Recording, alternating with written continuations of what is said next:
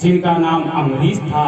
राजा अम्बरीश एक बार राजा अम्बरीश जी महाराज एक बार एकादशी का व्रत था, बिहान द्वादशी थी और उस द्वादशी के दिन ही दुर्वासा जी वहां पर आ गए। तो राजा अम्बरीश ने कहा कि जब ब्राह्मण आ गए हैं तो बिना ब्राह्मण को भोजन गिराए भोजन नहीं करना चाहिए। और एकादशी का महत्व ये होता है कि द्वादशी में ही पारण कर लिया जाए, त्रयोदशी लगने से पहले। दुर्वासा जी आ गए थे तो दुर्वासा जी बोले कि हम अभी सरोवर में स्नान करके आते हैं सरजू जी में, तब तक भोजन किया जाएगा। अब यहाँ त्रयोदशी लगने वाली थी। राजा अम्बरीश ने कहा कि अब क्या किया जाए, अभी त्रयोदशी लग जाएगी तो त्रयोदशी में पारण नहीं करना चाहिए। इसलिए राजा अम्बरीश ने एक तोलसा दल तोड़ा और मुंह में डालकर जैसे ही पानी पिए दुर्वासा जी तुरंत वहां पर आ गए और कहा, राजन तुम ये क्या किए, एक ब्राह्मण को न्योता देकर और पहले तुम ही व्रत तोड़ दिए। दुर्वासा जी क्रोध में आकर और राजा अम्बरीश को मारने के लिए उद्धृत हुए और जैसे ही उद्धृत हुए तो वहां पे भगवान का चक्र आ गया। भगवान का चक्र आया, दुर्वासा भागने लगे, पीछे पीछे चक्र दौड़ रहा है, आगे आगे दुर्वासा जी भाग रहे हैं। ब्रह्मा जी के पास गए कि हमें बचाओ, ये प्रभु का चक्र मेरे पीछे पड़ा है। ब्रह्मा जी ने कहा कि अगर तुम भगवान का अपमान किए होते तो वो तो माफ कर सकते थे, लेकिन प्रभु मेरे प्रभु अपने भक्त का अपमान नहीं सह सकते, अपने भक्त का अपमान नहीं सह सकते हैं। प्रभु ने कहा, जहां भक्त मेरे पग रखे वहां रखूं मैं हाथ, और पीछे पीछे मैं चलूं कभी न छोड़ूं साथ। हमेशा साथ रहते थे, कभी साथ नहीं छोड़ते थे। एक भक्त ने कहा, प्रभु जब हम सुख में होते हैं तो हमें दो चरण की आवाज सुनाई देती है कि हमारे पीछे कोई चल रहा है, और जब हम दुख में हो जाते हैं, विपत्ति में हो जाते हैं तो सिंगल एक पैर की ही आवाज केवल हमें सुनाई देती है, दूसरे पैर की आवाज मुझे सुनाई नहीं देती। क्या हो जाता है?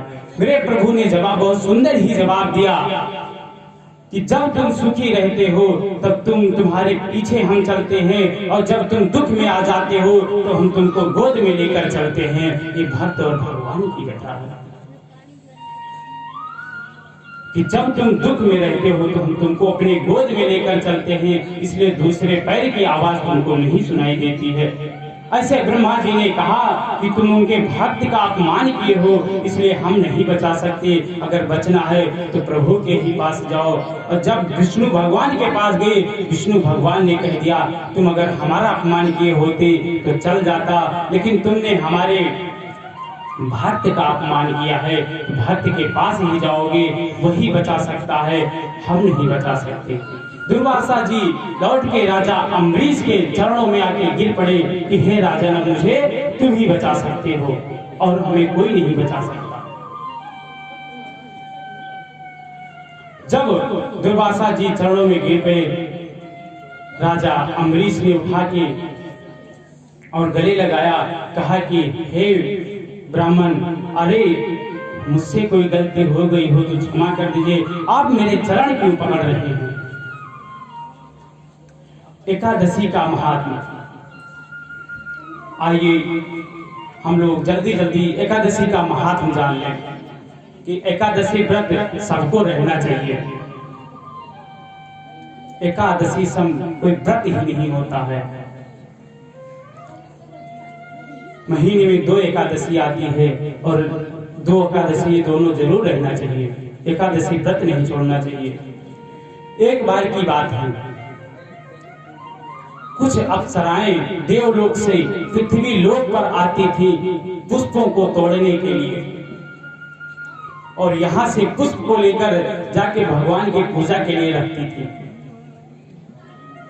एक दिन एक अप्सरा जो यहाँ से पृथ्वी लोक की कन्याएं भी फूल तोड़ने के लिए गई थी, वहां से अप्सराएं भी फूल तोड़ने के लिए आई थी, और यहाँ की कन्याओं का दुपट्टा एक जो वहां से अप्सरा आई थी उसके लग गया।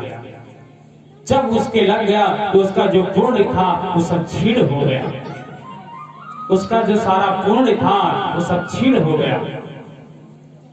अब वो फिर देवलोक में जाने के लिए असमर्थ हो गई, नहीं जा पाई, उसी बगीचे में बैठी रह गई। जब उस बगीचे का माली आया, कहा, हे देवी तुम कौन हो, इतना दिव्य रूप है, कहां से आई हो तुम? उसकी कोई भाषा ही न जाने, वो यहाँ की क्या भाषा बोले। राजा के पास ले जाया गया कि ये देखो, ये सुकुमारी है, ये बगीचे में बैठी थी, ये कुछ बोल नहीं रही है, तो रो रही है।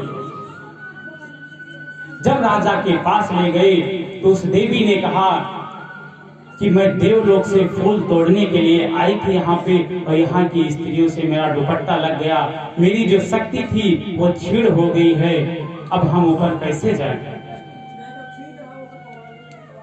तो राजा ने कहा, इसके लिए क्या करना होगा देवी, अगर मेरे लायक कोई सेवा हो तो बताओ। तो उस देवी ने कहा कि आपके राज्य में अगर कोई एकादशी व्रत रहता हो तो एक एकादशी का फल मुझे दे दे दान में, तो हम अपने लोक को तुरंत जा सकते हैं। जब उस देवी ने ऐसा कहा तो राजा ने पूरे नगर में ढिंढोरा पिटवाया कि अगर कोई एकादशी व्रत रहने वाला व्यक्ति मिल जाए तो इस देवी का कल्याण हो जाए। लेकिन उस राज्य में कोई एकादशी व्रत नहीं रहता था, कोई नहीं मिला। एक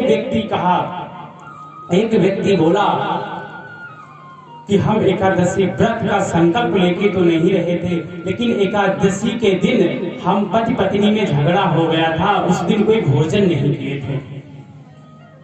पति पत्नी में झगड़ा हो गया था, हम भोजन नहीं किए थे एकादशी के दिन। अगर फल मिल गया हो, अगर उससे इनका उद्धार हो सकता है तो हम देने के लिए तैयार हैं।